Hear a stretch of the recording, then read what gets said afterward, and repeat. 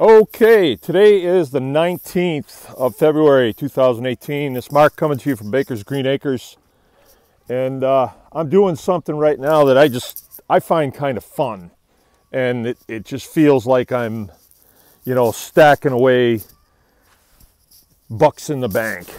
If money was my focus, I guess that would be how I would feel. But you know what I mean? It's like when you're putting something away for later. It's kind of a good feeling. Well, this right here, this is my material handling area.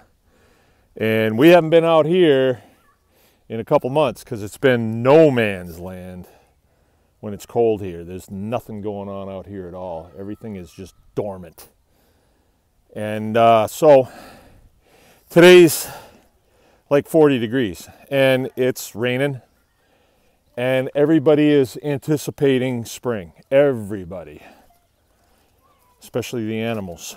Okay, so you see my bin there with biochar in it, and that's my biochar maker over there. That's a whole nother story, but I just loaded up a bucket load.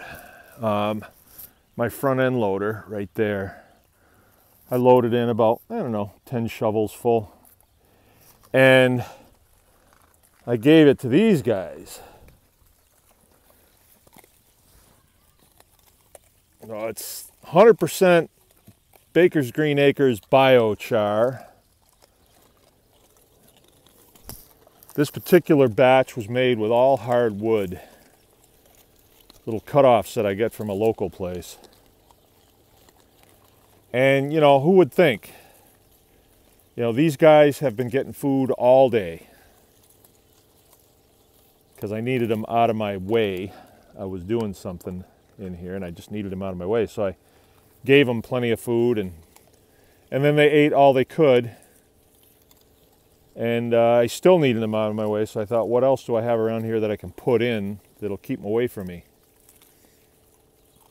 I gave them some biochar and they went right to it, and they're still going after it. I wonder if you can see that okay. I know it's a little, I hope you can hear it. Let me put the microphone a little closer. There's a compressor running in the background. But this particular biochar is just not inoculated with anything. It was just raw, what they call raw biochar. Came right out of the char maker. But that was last summer that I made it.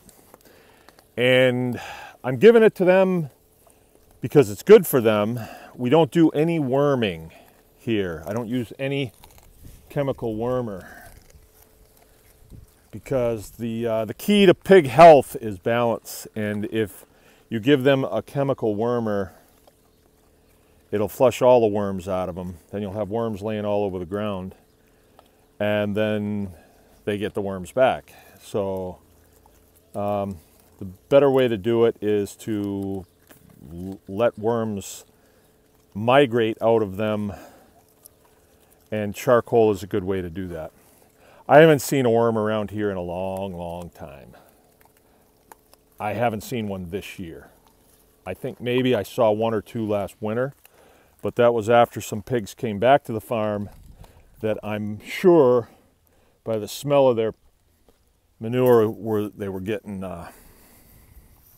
hog chow, and that's a good source of worms right there. These are some little pigs. These guys are crosses. Mangalitsa, large black.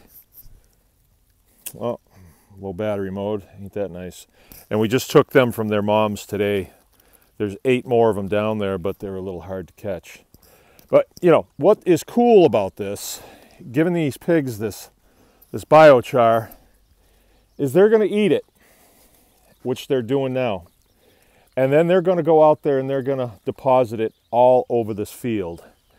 And in those little pieces of biochar that's going through their system, there's going to be bacteria and other little critters that get attached to that biochar. And then it's going to become part of the biology in the soil.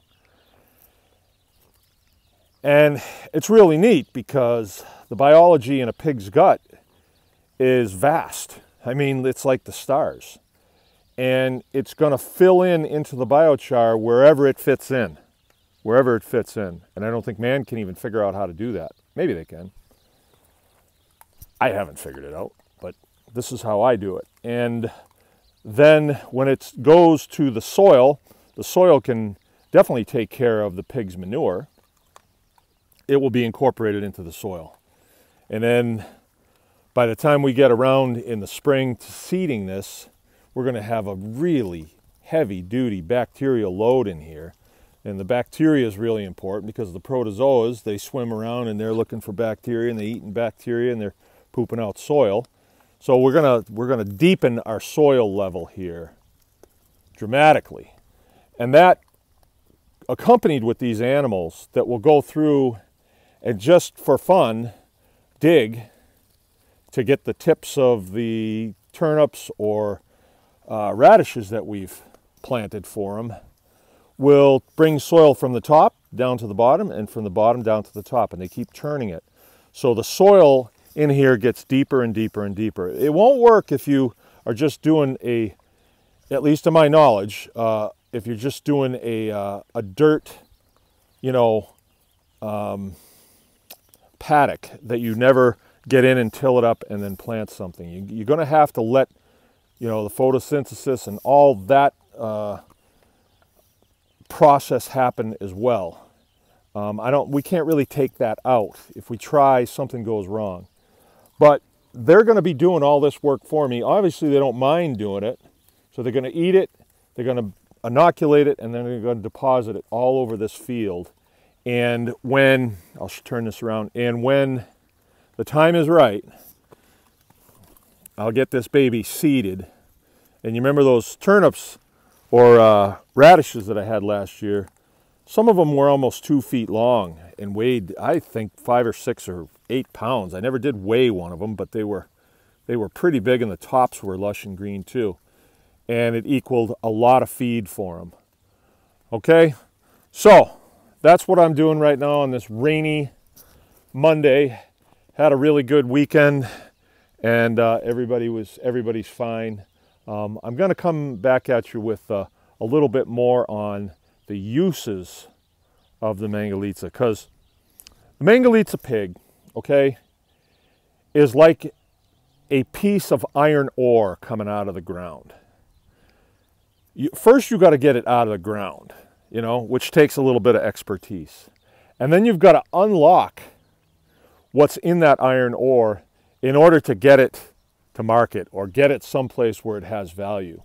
Most people, if I gave them a pig like this, if I just gave it to them, they wouldn't be able to unlock its beauty or unlock its utility without the knowledge of how to do that. And I'm starting to understand that a person could spend a lot of their lifetime trying to figure out how to unlock the utility of this animal. And it's probably like that with a bunch of other animals. I don't know. We had regular pigs before. And after you paid for what it cost to keep them and what they preferred to eat, there wasn't a lot left over. But with these guys, somebody coming fast down my road here.